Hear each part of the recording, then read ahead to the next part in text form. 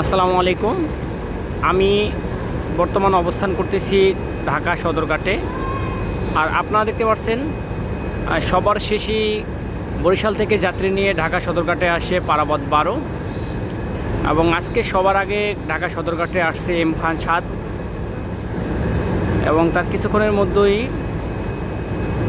বরিশাল থেকে ঢাকা আসে সুরভি 7 এবং দেখতেই পাচ্ছেন 6টা 30 মিনিটে তথা প্রায় আধা ঘন্টা দুটি লঞ্চের পরে ঢাকা সদরঘাটে আসছে পারাবত 12 লঞ্চ। বর্তমানে ঘাটে প্লেস করানোর জন্যই স্লো করে আছে, আস্তে আস্তে করে সদরঘাটে ঘাটে প্লেস করবে।